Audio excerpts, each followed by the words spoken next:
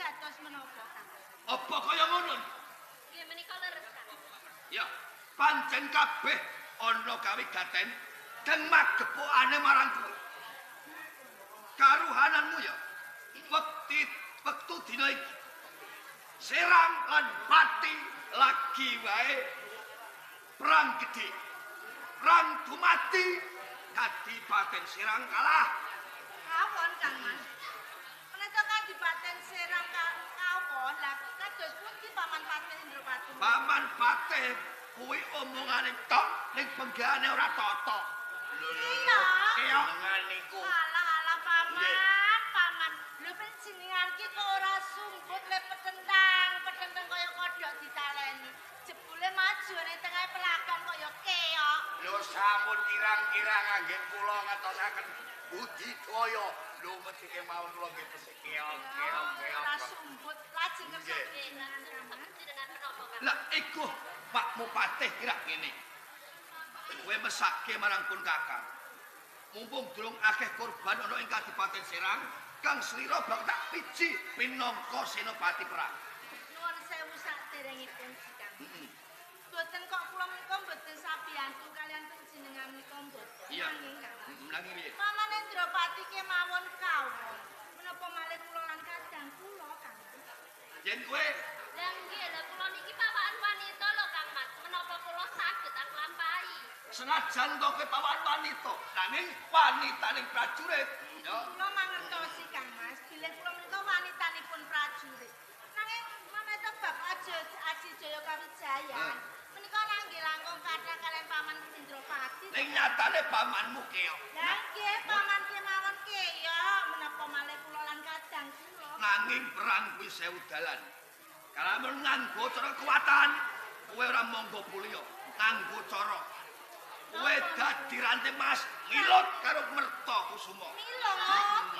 Lajeng caranipun carane kados pundi to, Kang? Wah, cawe dok gede-gede nem. Lanang lanang angel ngene. Pripun to? Panjenengan nggih mangertosi piyambak. Bilih kula menika satunggalipun wanita nanging boten nate saged kalian priya. Iya. Lajeng pripun anggen kula milot menapa malih milot? Tur yo ngene kok ya, Nduk. Nggih. Kowe iki bocah pira wene? Kabeh wis do mati. Wong Lho kula niku mawon nek lo kadang jenengan sing niku srap-srup Culek matamu. Kados Mengko yen kowe maju ning medan laga, ya. Lungoke ya. nggih. Ketemu karo Patih Mertakusuma. Mripatku sawat. Waduh. salah gua. Prihat. Yo. Prihat kok bisa nyawatke niku pripun nang jumo? Wah, angel iki. Tegese lirikan matamu. No. Dados dipun lirik. Lirik, Pripun nang lirik pripun? Lala. Lah nanti lirik tesih mboten saged kados pundi? Nek dilirik kowe isih ra gelem. Nggih. Lambe kisah cakot. Lambe ngisor. Iya. Lambe ngisor pundi, Kang Mas? Napa enten lambe ngisor Ono. enten. Pripun? Oh, lambe niku. Oh, sekali pundi. Dicokot. Iya, cokot ora to. Carane nyokot pripun wau? Ngeten. Oh. Lah malah wedi pripun? Ora. Wong nyokot kok karo mringis lah mungkin. Wong lanang kang wis mbok kedhiepi, wis nek ora ketut, aku tak sunat neh. Mesti kelepek wis. Lepek. Apa meneh Patih anyar iki wedokan. Sampeyan. Kemawon wedokan. Wedokan. Dadi tumis. Nomis. Nek ana bathuk tumis seneng Kados kadang kula. Patih. Nek kula niku namung ndandosi rasan. Nek pun sae di pengertian. Nah, kula ganti kuwi Mertakusuma sing kaya pun Kakang ya. Tak ini kono ya.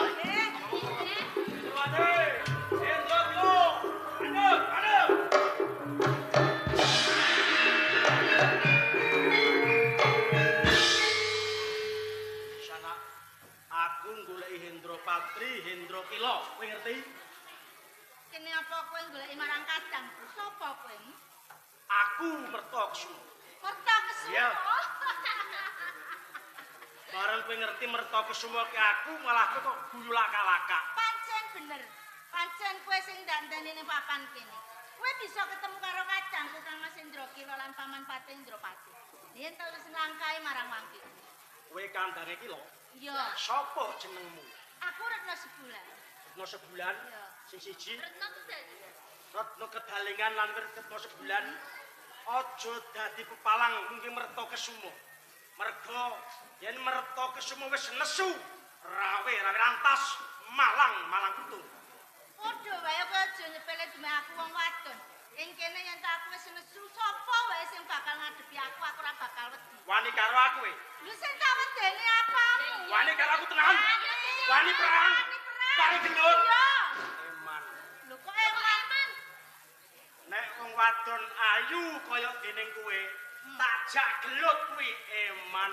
Lah kok ngeman ki apa? Yen nyanti we gelut tetandingan perang karo aku.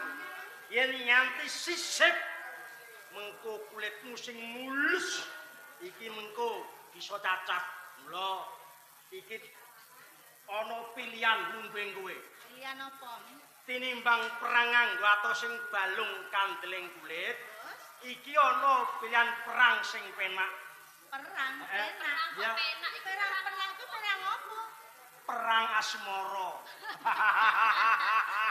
Yo lagi iki aku krungu perang kok perang asmara. Lanjur perang asmara ki carane yo piye ngono lho. Yo.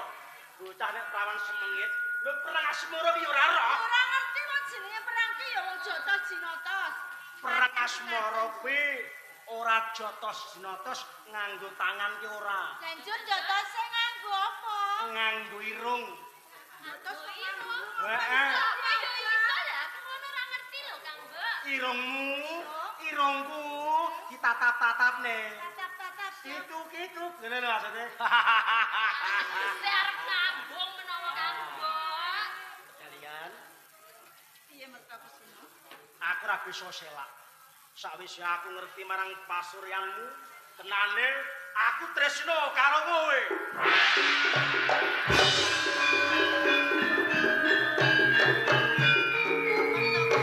Senopati ning Kadipaten Pati.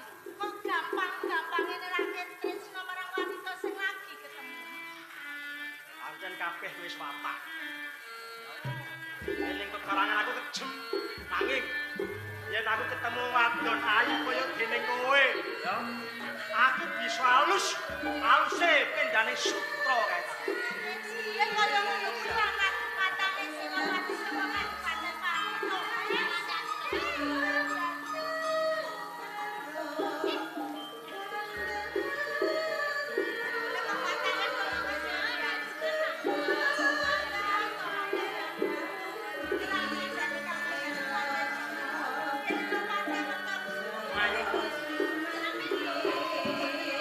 Ojo adu-aduh karo pun kakak, ya.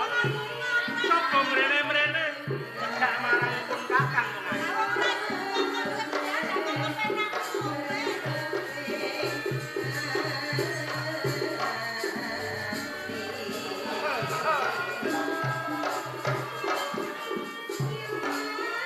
Iki cocok karo garane. Udan riwis-riwis. Hawane adem, ndandang larase pelok. Lah cocok.